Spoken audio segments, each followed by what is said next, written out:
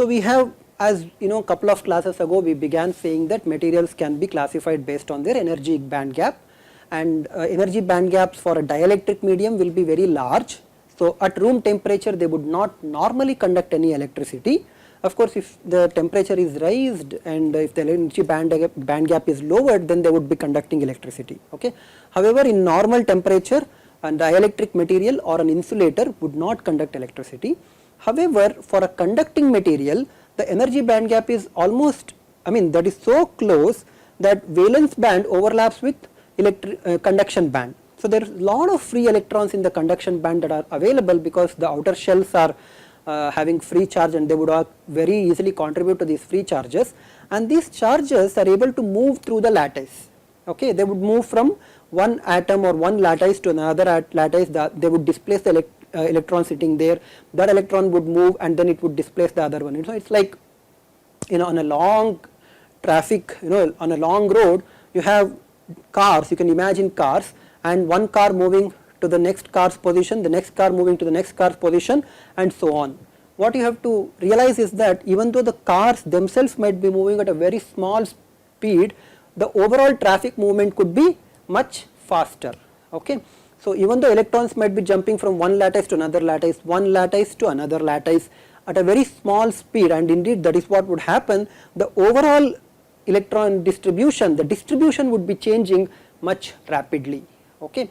So that is how electricity is conducted inside a conductor, and conductors are those materials which have a large number of free electrons. Okay. So we will be looking at that conductors, and we will be asking the same kind of questions that we asked for dielectric. What would happen if there is a conductor and then there is a free space or some other dielectric? What would happen to the electric fields at these two regions? That is all that is sufficient for me. But before I go there, I want to ask one very important question. In a conductor, at least on the static case, can there be electric field? Imagine this. Take a conductor, okay, some solid conductor, put some charges in between. Okay. Would you actually see the charges remain there?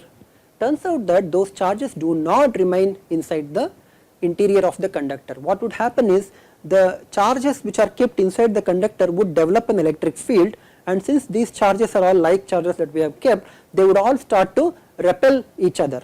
So the electrons would fly away from the interior point and they would all land at the surface. Okay. Now it could have happened that they would simply leave the surface and go away, but we are surrounding this conductor by a dielectric medium. Okay. Even air is a dielectric. So if you surround it by a dielectric medium, dielectric does not conduct electricity. Therefore the charges which originate from the interior would end up as surface charges on the dielectric.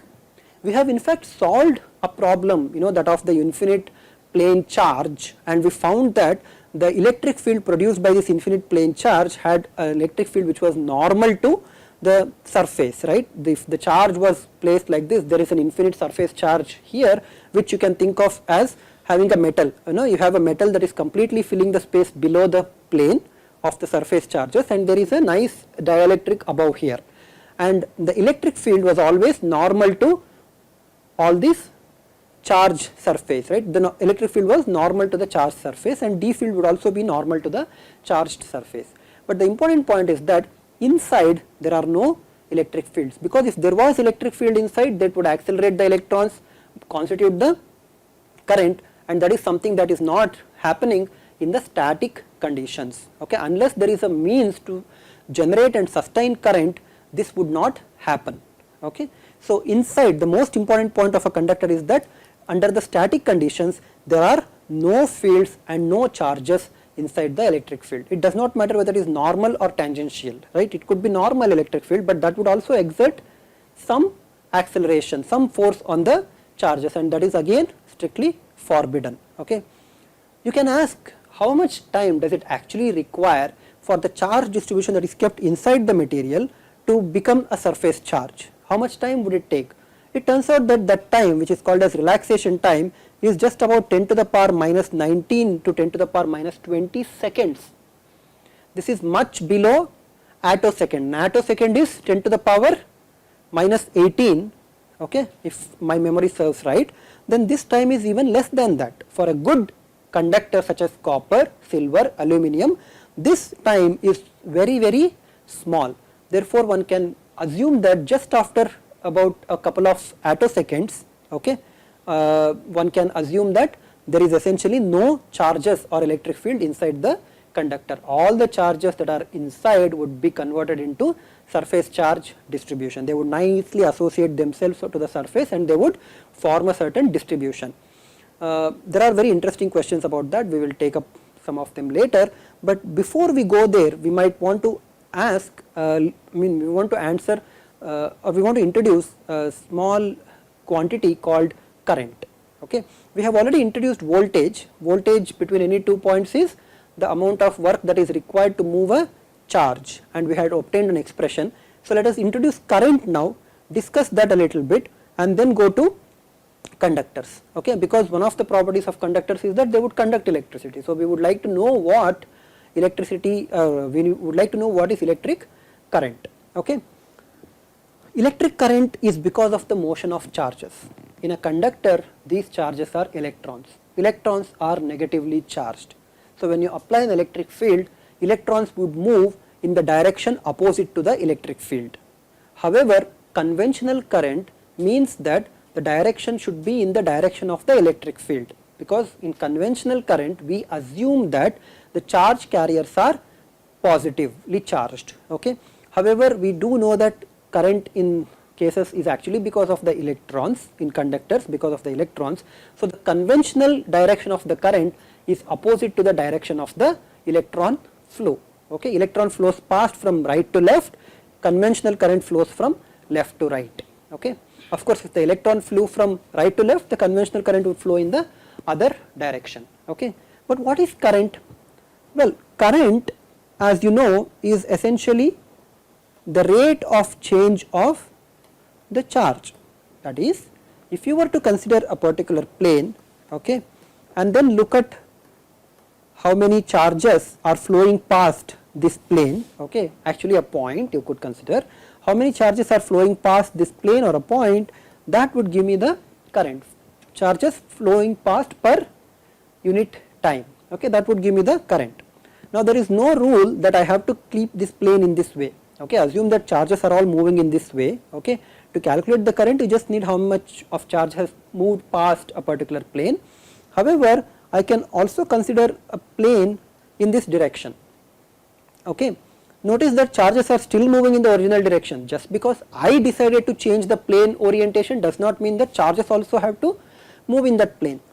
However, what would happen is the strength of the electric field across this plane would be reduced, because now this original direction of motion of the charges would not be the same as the direction of the normal to the plane. Okay. If there is an angle between the two, call this angle as theta, then the current would be reduced by a factor of cos theta.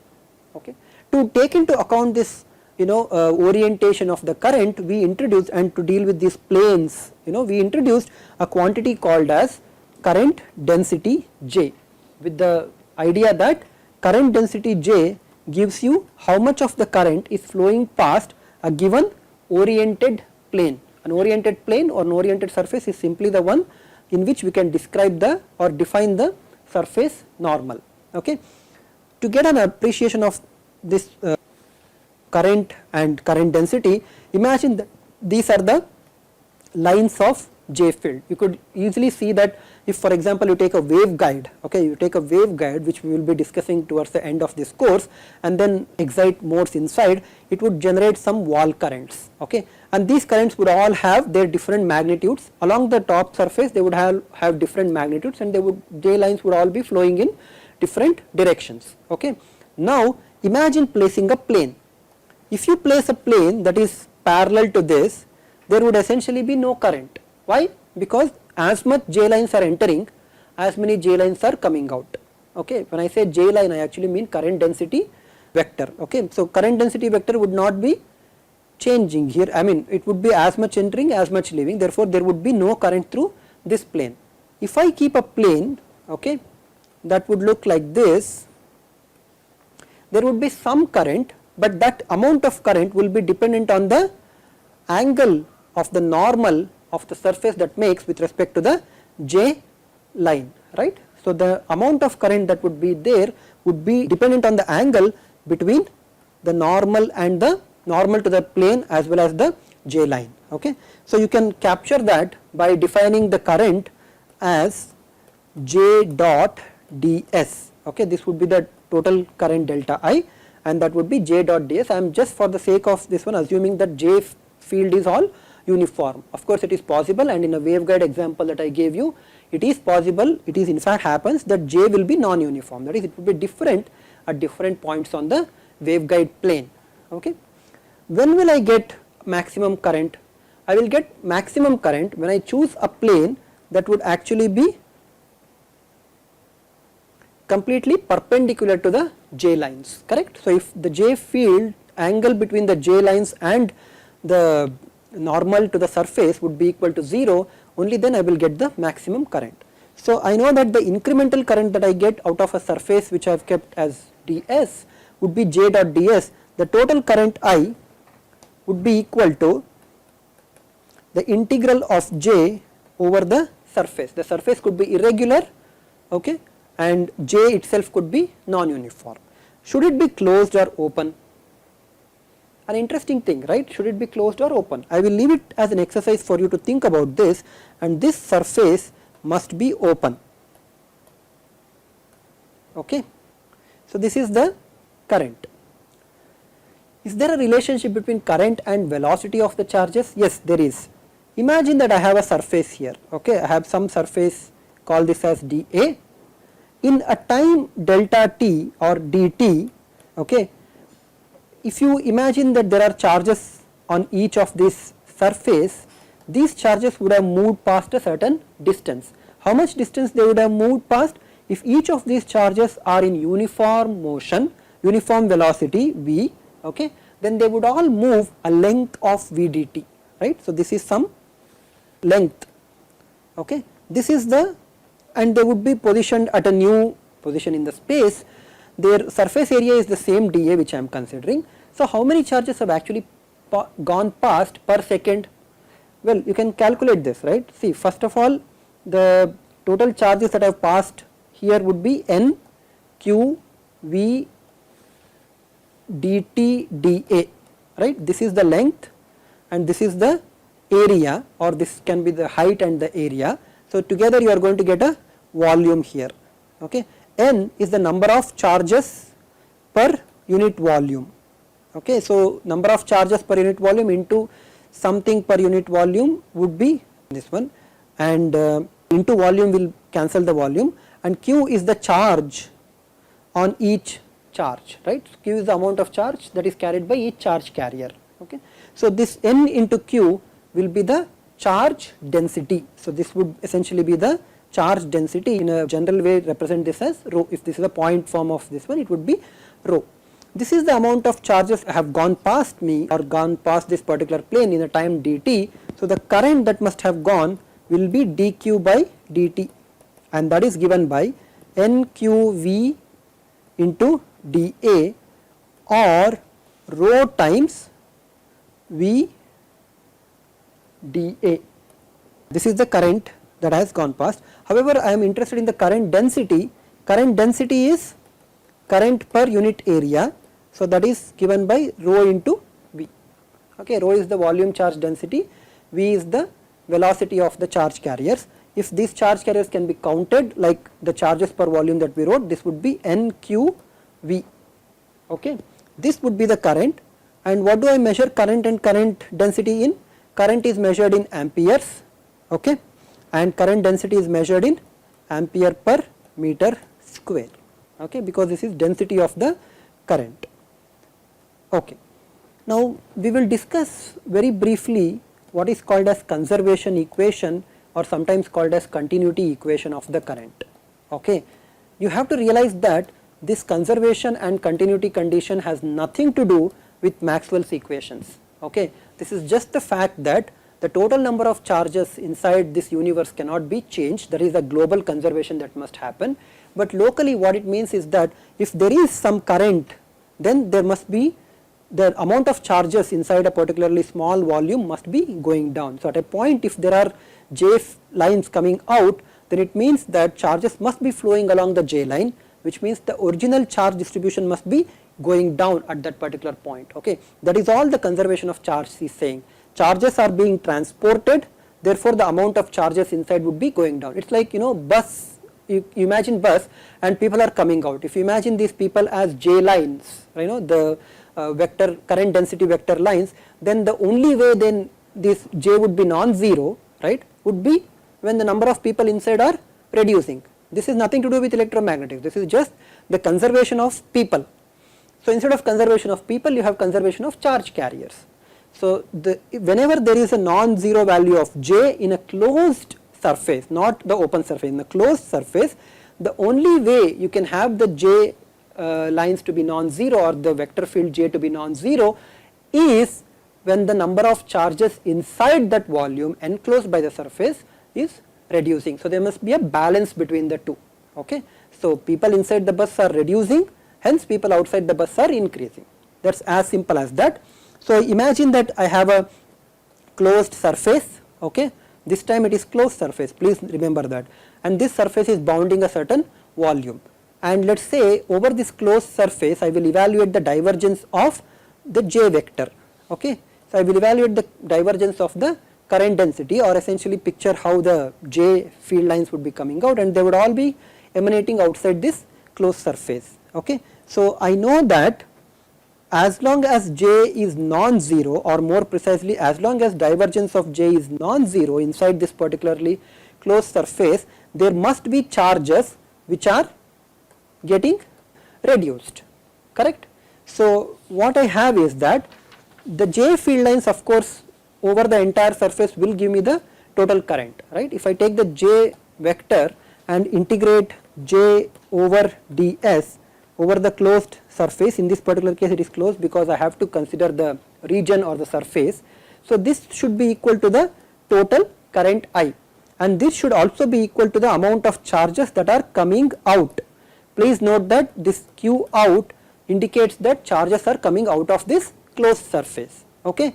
However, if there are charges coming out, an equal amount of charges must be getting reduced inside, correct. Charges are getting reduced inside. Okay. Now, I know how the charge enclosed by a volume is related. If I know the volume charge density rho v, then the charge inside can be written as minus integral of v dv, correct. So, there is a del by del t of that, because now rho is a function of the space coordinates. So, I need to replace this expression minus dq in by dt as minus integral del rho v by del t into dv. Okay. This is a crucial relationship. Okay.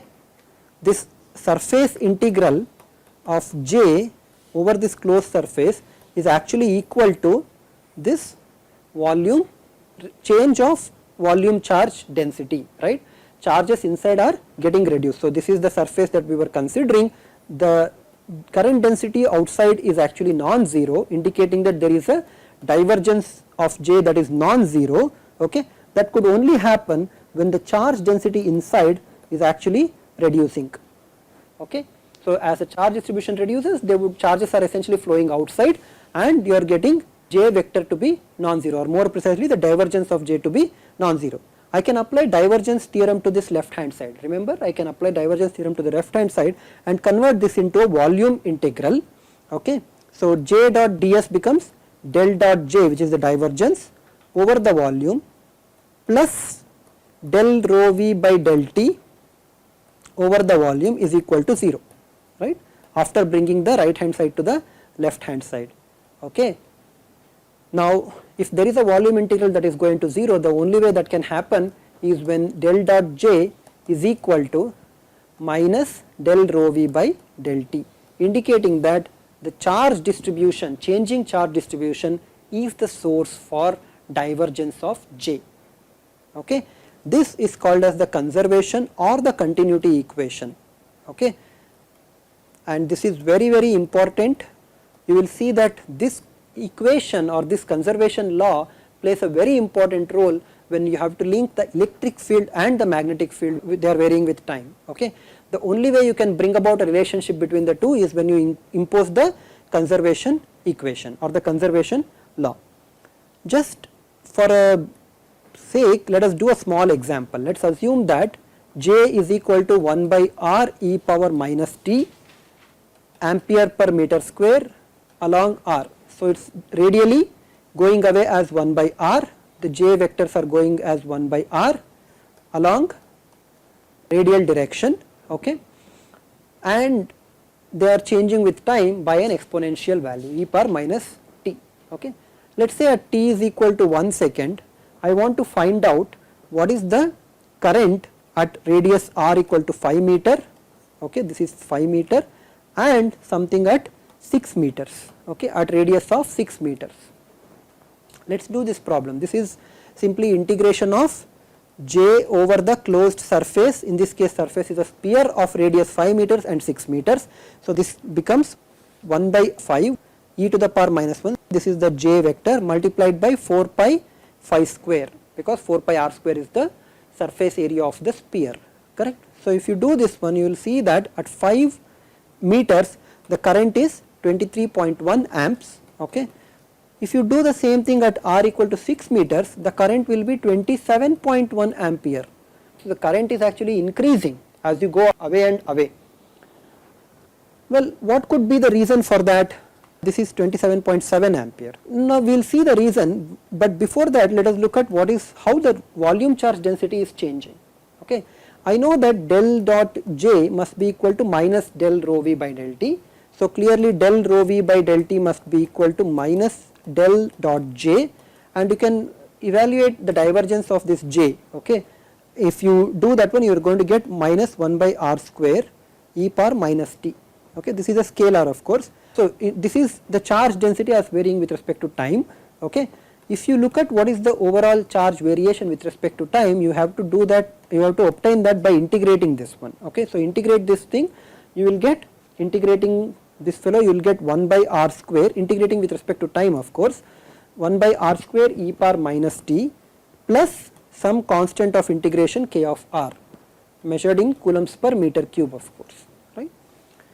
At t is equal to infinity, if I assume that all the charge has been depleted, which means rho v at infinity is equal to 0, I can show that k of r will also be equal to 0.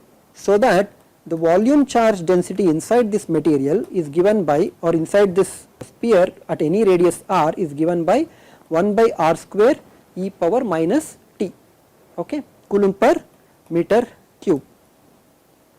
What would be the velocity of these charge carriers? I know that J is equal to rho v times velocity v, okay, v is the velocity. Clearly J is along the radial direction, so v must also be along the radial direction. I get the radial v, velocity Vr is equal to J along the radial direction divided by the charge distribution, that would be equal to 1 by r e power minus t divided by 1 by r square e power minus t, which is equal to r. See, velocity is directly proportional to r, okay, indicating that as r increases, velocity Vr increases, and this implies that the acceleration will be equal to not 0, okay. So, which means that the charges are getting continuously accelerated, there is some force which is accelerating, that force we have not calculated, and this is the reason why the current is increasing as you keep increasing the radial distance, okay.